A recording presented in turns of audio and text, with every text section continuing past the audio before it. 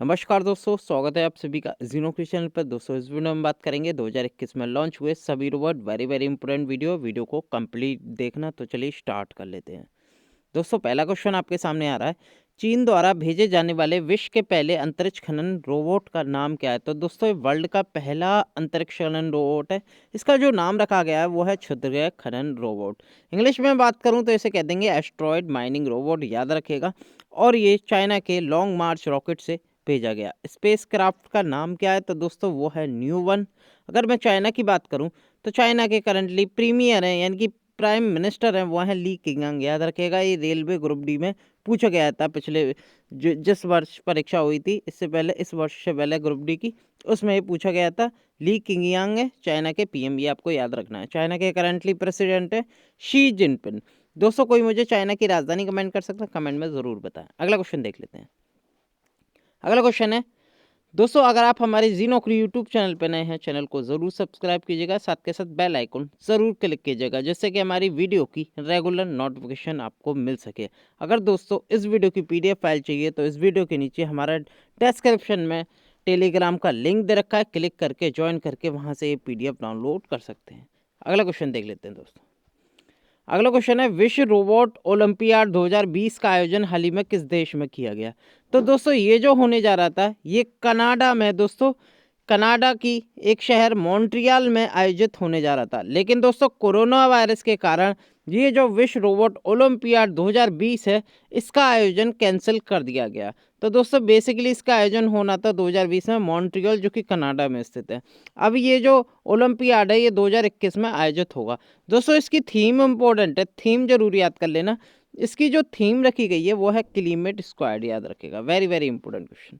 अगला क्वेश्चन देख लेते हैं दोस्तों। किस राज्य ने रोबोट भारती का ऑनलाइन शुभारंभ किया? तो दोस्तों ये किया छत्तीसगढ़ राज्य ने। छत्तीसगढ़ राज्य की जो गवर्नर है अनसुईया उइके, उनके द्वारा ये रोबोट भारती का ऑनलाइन शुभारंभ किया गया। फोटो देख सकते हैं, ये है रोबोट भारती। दोस्तों किस लिए किया गया? To help corona patient, corona जो पेशेंट है उनकी मदद करने के लिए। और रोबोट का नाम रखा गया भारती। और दोस्तों छत्तीसगढ़ राज्यपाल ने लॉन्च किया, अनसुईया उइके ने। तो छत्तीसगढ़ के सीएम देख लेते हैं, भूपेश बघेल। और छत्तीसगढ़ की गवर्नर है अनसुईया उइके, याद रखेगा। छत्तीसगढ़ की जो राजधानी है वो है नया रायपुर, ये भी आपको ध्यान में रखना है। अगला क्वेश्चन देख लेते हैं दोस्तों। अगला क्वेश्चन है दोस्तों, किस राज्य ने रोबोट कर्मी का शुभारंभ किया है? तो नाम याद रखेगा, इसका नाम है रोबोट कर्मी। तो दोस्तों ये किया केरल सरकार ने, याद रखेगा। और ये जो रोबोट कर्मी लॉन्च किया गया है ये केरल के एर्नाकुलम जिले में लॉन्च किया है, ये आपको ध्यान में रखना है। क्यों लॉन्च किया? क्योंकि दोस्तों कोरोना का वायरस चल रहा है। तो दोस्तों टू हेल्प कोरोना पेशेंट के लिए रोबोट कर्मी केरला सरकार ने लॉन्च किया, ये भी आपको ध्यान में रखना है। अगर दोस्तों बात करूं रोबोट का नाम, तो इसे कर्मी बोट नाम दिया गया है, ये भी आपको ध्यान में रखना है।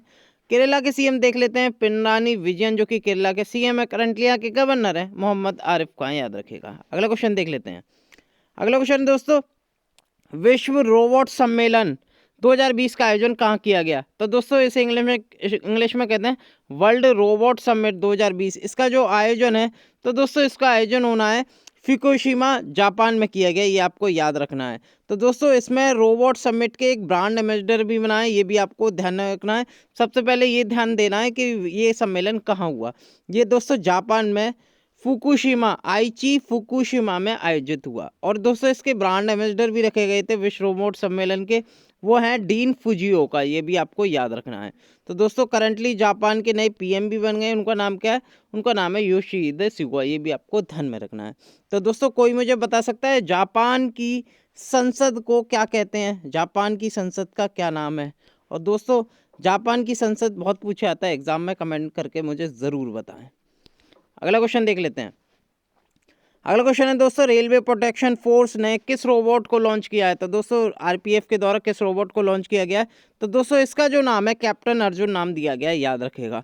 किस लिए लॉन्च किया गया? तो to screening and surveillance at the railway station. तो दोस्तों रेलवे स्टेशन पे अगर कोई कोरोना पेशेंट दिखता है तो दोस्तों उसे स्कैन कर लेगा ये कैप्टन अर्जुन। तो इसका नाम कैप्टन अर्जुन रखा गया है, ये भी आपको ध्यान में रखना है। तो दोस्तों एक और करंट अफेयर थी, आरपीएफ का नाम चेंज हो गया, अब क्या रख दिया? आरपीएफ का जो नया नाम है वो है Indian railway protection force service, ये भी आपको ध्यान में रखना है। अगला क्वेश्चन देख लेते हैं दोस्तों। अगला क्वेश्चन है, निम्न में से किसने रोगियों की देखभाल करने हेतु एक इंटरनेट नियंत्रित रोबोट का निर्माण किया है? तो दोस्तों ये जो किया है ये योगेश साहू ने किया है, ये आपको ध्यान रखना है। एक इंजीनियर छात्र हैं ये, और इनका नाम है योगेश साहू। और दोस्तों इन्होंने एक इंटरनेट नियंत्रित रोबोट का निर्माण किया जिसकी कॉस्ट आई है 5,000, ये आपको ध्यान में रखना है। तो दोस्तों ये बेसिकली अभी न्यू इन्वेंशन है, नया आविष्कार है जो कि कोविड-19 के विरुद्ध जंग में डॉक्टरों की ये सहायता करेगा। अगला क्वेश्चन देख लेते हैं दोस्तों, निम्न में से किसने व्योममित्र महिला रोबोट को लॉन्च किया? तो दोस्तों ये जो लॉन्च किया गया ये भारत के इसरो ने लॉन्च किया है। इंडियन स्पेस रिसर्च ऑर्गेनाइजेशन ने ये लॉन्च किया है व्योममित्र महिला रोबोट। आप फोटो देख सकते हैं दोस्तों, इसका नाम जरूर याद रखना है। इसका नाम दिया गया व्योममित्र। व्योम का मतलब है आकाश, मित्र का मतलब है दोस्त, आकाश का दोस्त। तो दोस्तों इसरो ने ये लॉन्च किया। बेसिकली ये महिला है।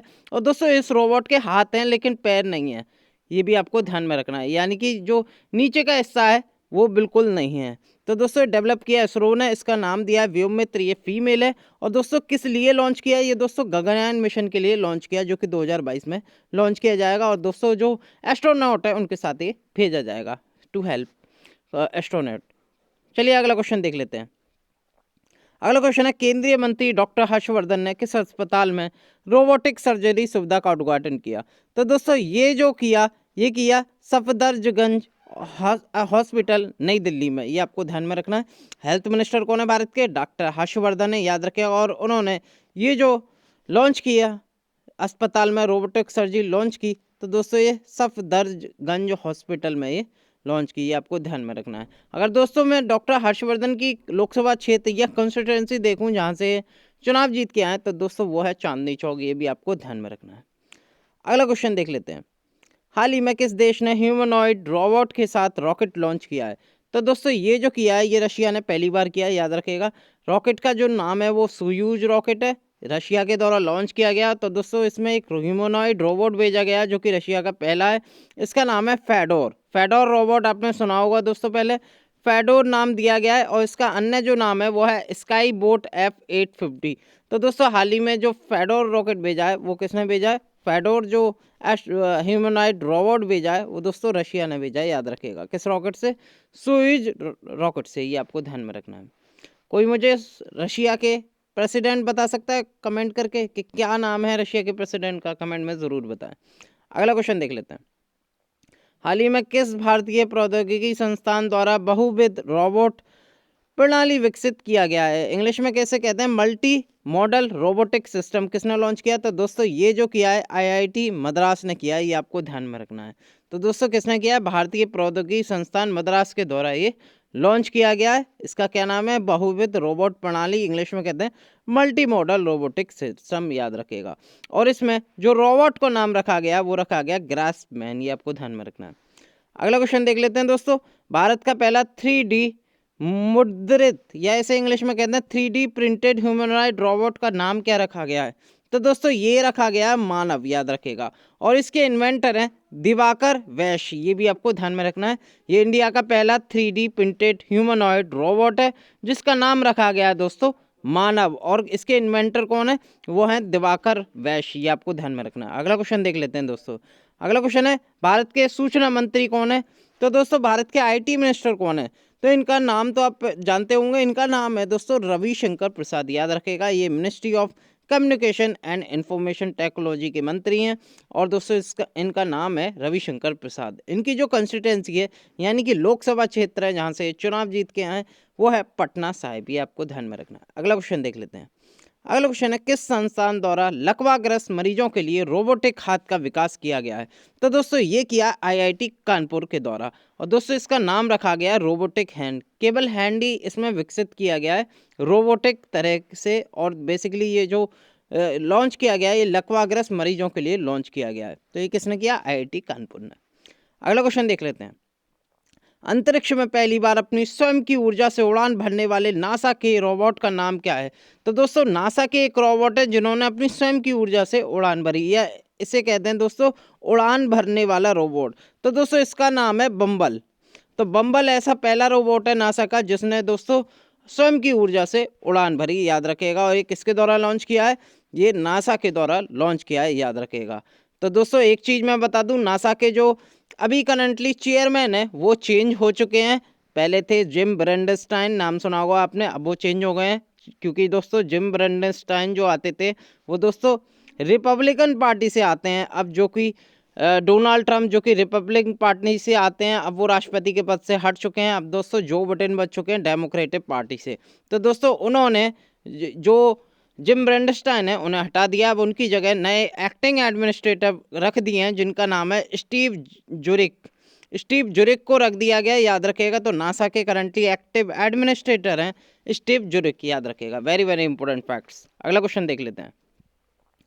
अगला क्वेश्चन है, हांगकांग की कंपनी द्वारा विकसित मानव सदस्य रोबोट सोफिया पर आधारित भारतीय संस्करण रोबोट का नाम क्या है? तो दोस्तों एक हांगकांग की कंपनी हैंसन रोबोटिक्स ने सोफिया लॉन्च किया था, उसकी तर्ज पे भारत ने भी एक रोबोट निकाला है, उसका नाम रखा गया दोस्तों रश्मि, याद रखिएगा रश्मि।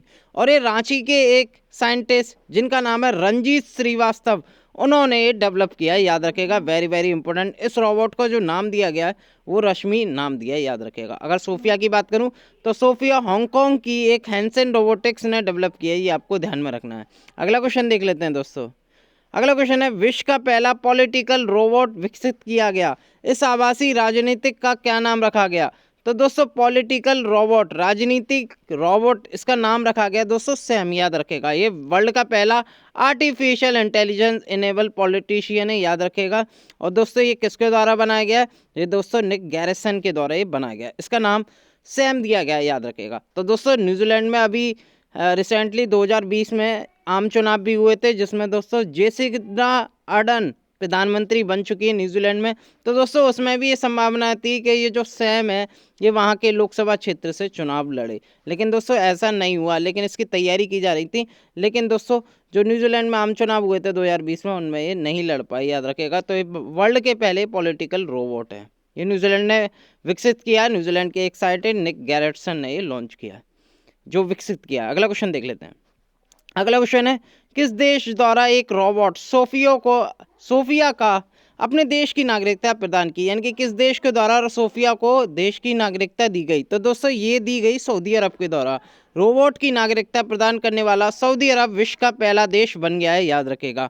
और इस रोबोट का नाम क्या रखा गया है? सोफिया। और दोस्तों मैंने आपको बताया था हांगकांग की कंपनी हैंसन रोबोटिक्स ने डेवलप किया है और सऊदी अरब ने इसे नागरिकता प्रदान किया। अगला क्वेश्चन देख लेते हैं दोस्तों। ब्रिटेन वैज्ञानिकों ने विश्व के सबसे छोटे सर्जिकल रोबोट को विकसित किया, इस सर्जिकल रोबोट का नाम क्या है?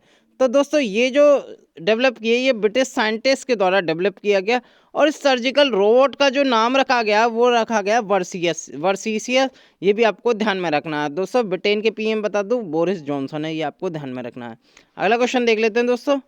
अगला क्वेश्चन है दोस्तों, इस वीडियो में इतना ही। अगली वीडियो के साथ एक बार फिर हम हाजिर होंगे। बहुत बहुत धन्यवाद।